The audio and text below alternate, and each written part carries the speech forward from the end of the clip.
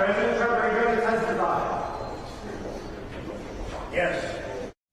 Leaving the courtroom today, Donald Trump says he will testify in his first criminal trial, which appears to be moving full steam ahead. 12 jurors and 6 alternates have officially been selected and sworn in, and opening statements are set to begin Monday morning.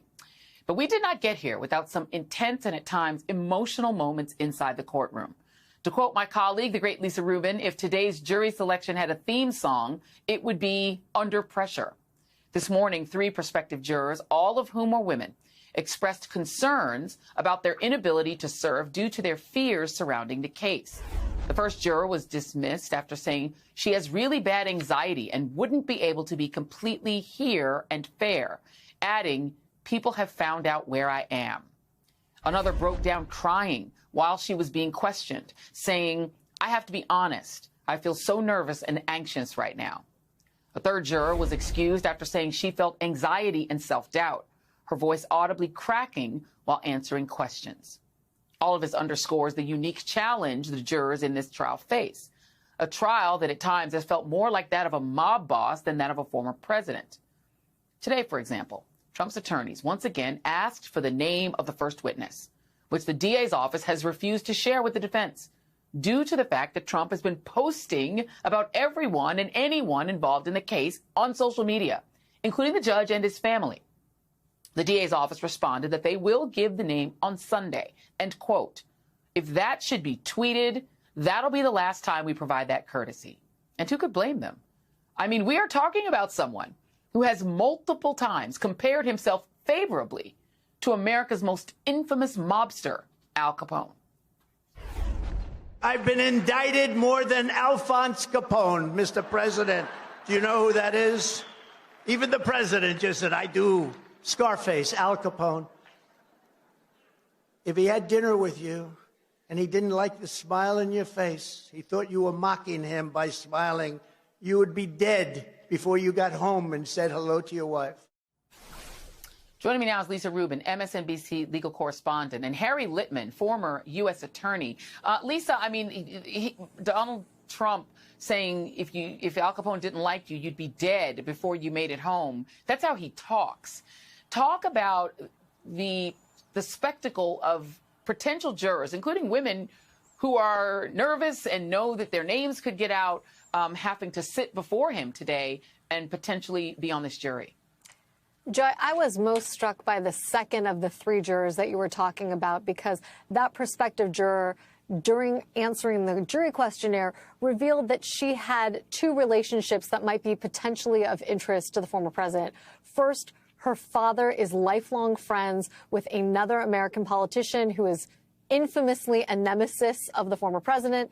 And she also added that she works at a company at which a famous witness who was also engaged in a grudge match with former President Trump, he has a son who works there, too. And although she didn't know him, she said it was possible that she could encounter him in the future. And then when Susan Necheles, who's one of former President Trump's lawyers, got up to question the jurors about whether they could be fair, whether they would accept principles like the fact that somebody changes their story multiple times might be evocative of the fact that they're not telling the truth. During some of that questioning, that's when the juror cracked. Not before, not with anything else going on. She literally burst into tears and said, "I feel so nervous and anxious right now. I don't know that I can do this." And you could feel the empathy of all of the people in the overflow room where I was sitting with about 100 journalists, just everyone really feeling for this woman, because we understand that this isn't a person who just talks like Al Capone and compares himself favorably to Al Capone, but is facing a contempt hearing on Tuesday for what? For 10 public statements, most of them social media posts, where he has talked about witnesses in the case, and at one point quoted a Fox News host who was talking about liberal activists trying to insert themselves secretly onto this jury. That's enough to make anybody nervous.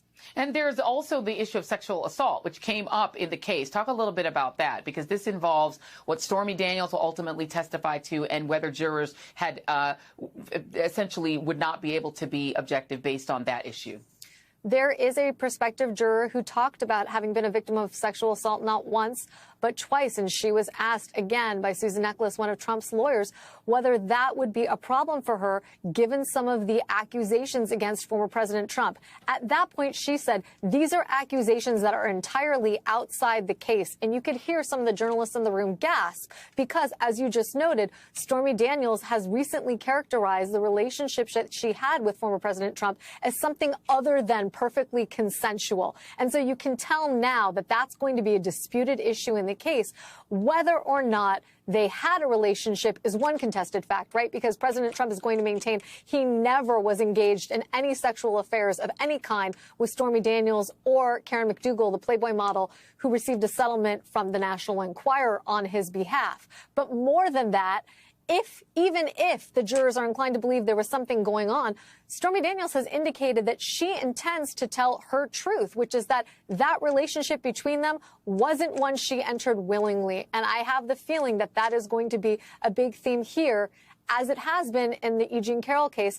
And the district attorney announced today that if they get to cross-examine former President Trump, they believe the verdicts in both of the E. Jean Carroll cases are fair game, including the finding that Trump sexually assaulted E. Jean Carroll. And Harry, let's get in on what the prosecutors are thinking now. They're going to have to give the name of whoever that person is. And this is what Ruth Ben-Ghiat, who specializes in autocracy, she said, as a scholar of strongmen, I agree with Mary Trump, that's Trump's niece's assessment of the psychological cost of the trial for Trump. Some individuals cannot bear the feeling of being constrained by others. The usual forms of asserting dominance are not available to him in the courtroom, but they are available outside the courtroom. As soon as that name is released, we know what he's going to do.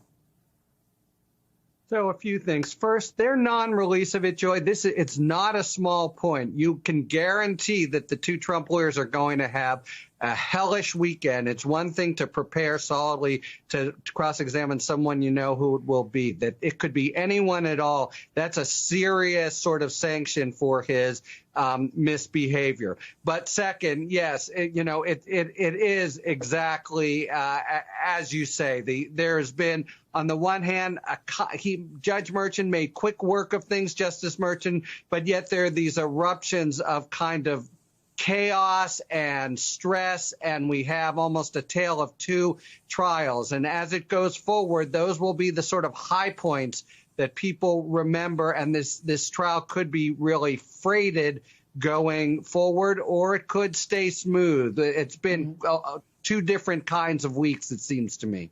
And if you were prosecuting this case, who would you call first? Because there are different ways to do it. I mean, Michael Cohen was at the start of the catch and kill trial, as was David Pecker from the National Enquirer, or they could go back and start with Stormy Daniels. What would you anticipate being that first witness? Yeah, it's a great and big question. Cohen, they've said, is going to be the sort of tour guide, but I think it'd be a mistake, and they won't start with him. My best guess is Pecker. They will first start the story, the whole kind of catch and kill, through McDougal, and then set things up for either that or a very sort of banal witness that just goes through paperwork. But I think they'll start with low emotional intensity, but then try to frame the story and have Cohen somewhere in the middle. You don't want him as the last. You don't want him as the first.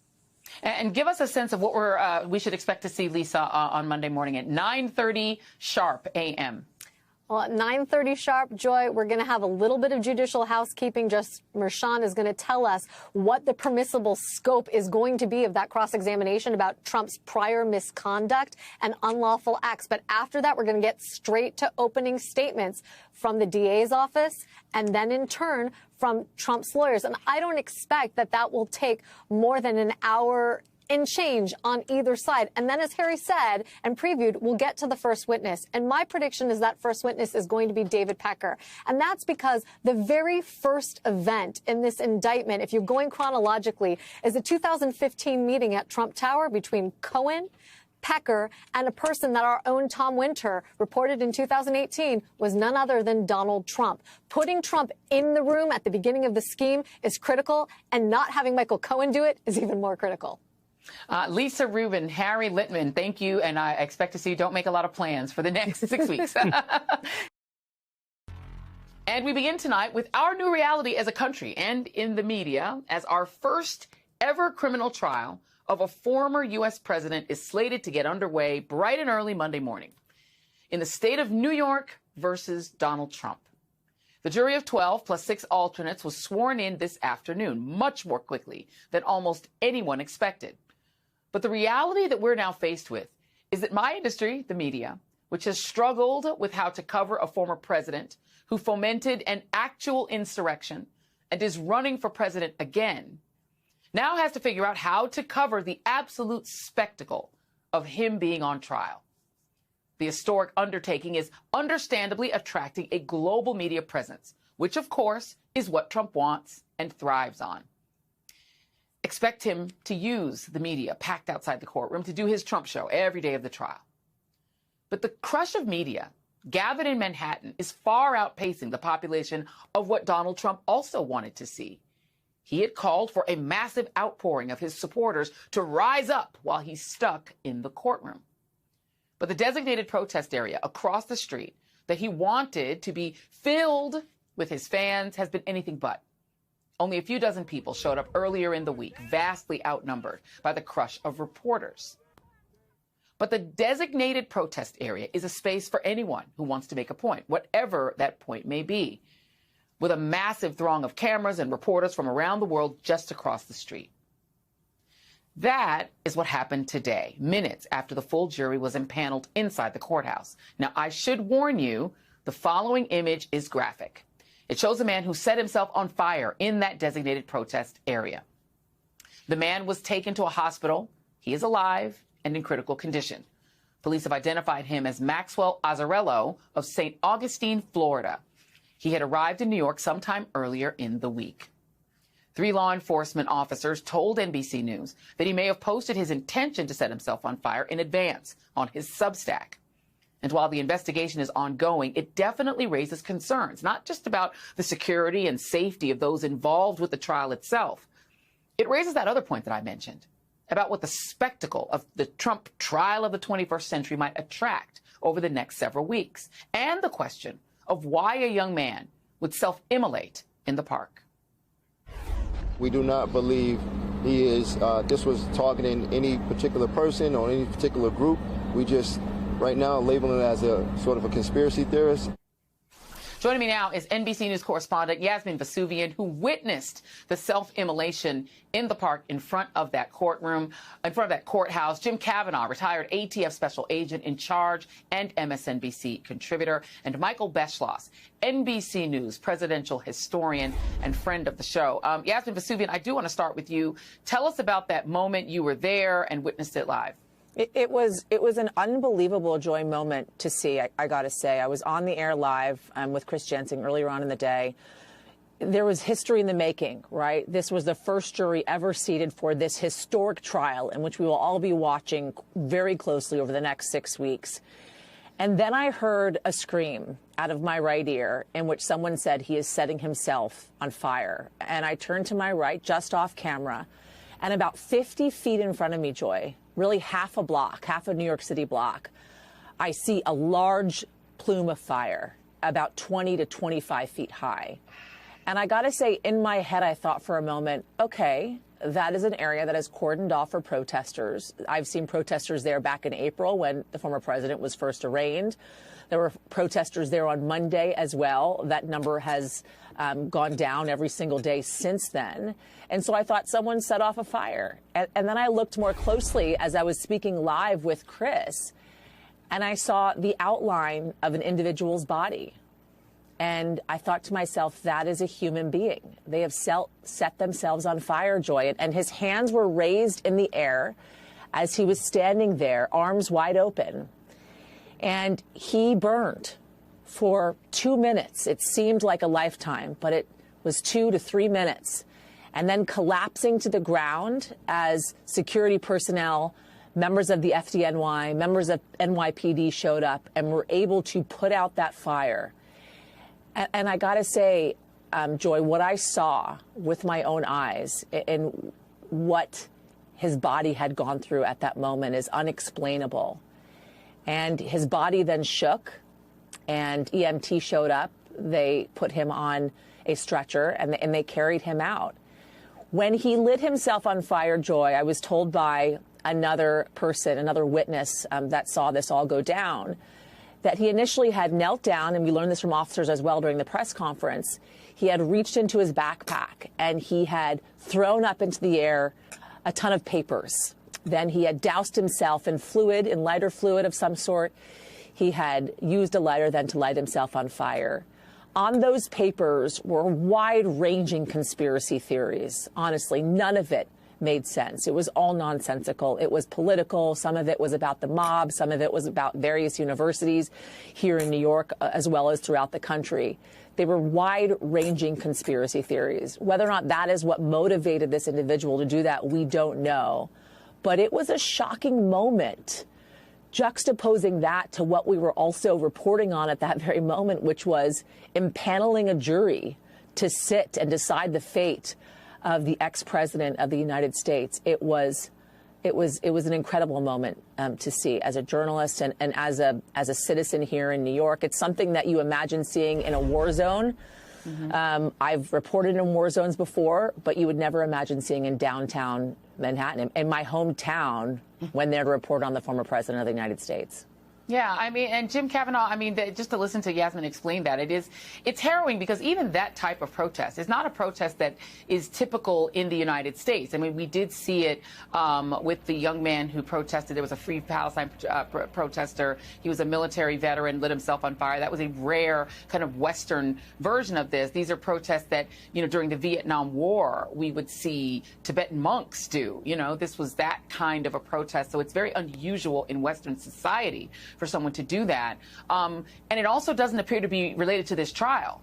But this trial is going to attract just intense media attention. It's going to attract media, which means it's going to attract whoever wants to use that media for whatever purposes they have, including tragic ones.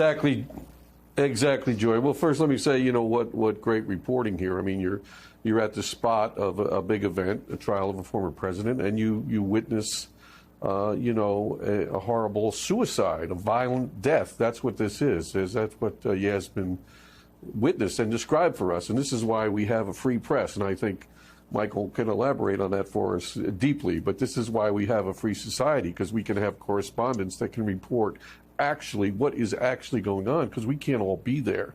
But look, this person traveled from Florida. And I've worked these cases where people strap bombs on themselves, they blow themselves up, they kill themselves, fire, explosives, you know, firearms. We were always involved in that with ATF, and I think you saw ATF agents on the scene there because they're the government's bomb and arson experts. So, yes, people do this to themselves. But the point here is the person traveled from Florida, Joy, all the way to the Trump trial. This is not connected to Trump. It has really nothing to do with him. I read all his writings that he posted. It's nonsensical, as Yasmin clearly reported. It doesn't make any sense. He names everybody, every politician, every Hollywood person, every billionaire, every person on the news, every little name he can think of. He ties them all together in some crackpot conspiracy theory. He's a disturbed person.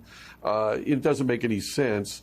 I think the good part of that, though, is, you know, hopefully the judge will take a look at that and to reassure his jurors that this was not directed at the trial, at Mr. Trump, at them, at the court family. I mean, I hope he takes the time to do that. I would even say, you know, to the judge, you know, consider letting the jurors read his rantings, which are only just a couple of pages. But I think once you read it, you will be more relaxed that this was not anything directed at you. Yeah. And just to close, the Secret Service protection of Mr. Trump. I've been on many of these details. Let me tell you, they were not at all worried about his security. He's in that large courthouse building. This is outside in a fenced-in area with lots of NYPD and New York County courts police. They're not worried about that. They would have had protective intelligence special agents outside. They would witness that. They were getting it on their earplugs right away. They know exactly what's going on. They know exactly the danger. The danger here is not to Mr. Trump. The danger here is to the court family, the jurors, for other mentally disturbed individuals, emotional people that can come to this location, which is the center now. It kind of becomes a place like the White House or the Capitol, Yeah. You know, where emotionally disturbed people are drawn to it like a magnet. Yeah. And so that's the danger going forward. Hey, everyone. MSNBC has a new and improved app. You'll get real-time alerts and analysis, live blogs, in-depth essays, video highlights, and the best 2024 election coverage. Download the new MSNBC app. Here's how to do it. You tap on the App Store on your phone. You hit search on the bottom right corner. You type in MSNBC. You click on the MSNBC app. You click on Get or the cloud icon and enjoy it.